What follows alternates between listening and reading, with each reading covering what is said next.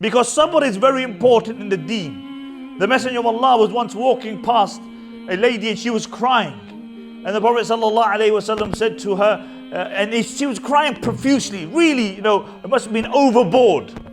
So the Messenger of Allah said to her, fear Allah.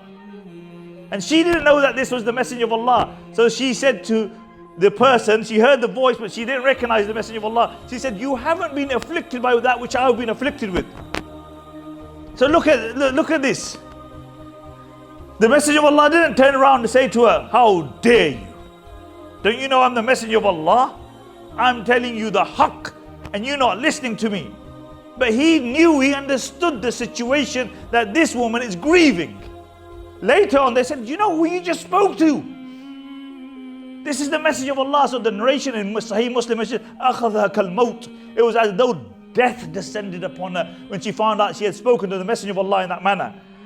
So she went to the house of the Prophet ﷺ, and this is so beautiful. She said, I went to the house of the Messenger of Allah. There's no guards. There's nobody at the door. And I knocked on the door. And I went in. And she said the Messenger of Allah didn't scold me. He didn't tell me off. All he said, as-sabr in the sadmatil ula. He said, true sabr is upon the first affliction. You rant and rave for a week and then you say, bro, I'm doing sabr. You knock out about 6 guys, you break a few windows, you cuss everybody around you. Now now you're cool as a cucumber. Now you turn around telling the word, bro, sabr. I'm doing sabr. As-sabr in the sadmatil ula.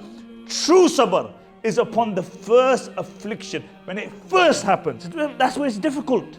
The Messenger of Allah sallallahu alayhi wasallam didn't scold her. All he said, as-sabr in the sadmatil ula.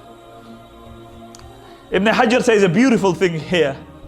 Ibn Hajar says, why didn't the Messenger of Allah like an entourage? Why didn't he have people around him? He said, because the Messenger of Allah was not a worldly king.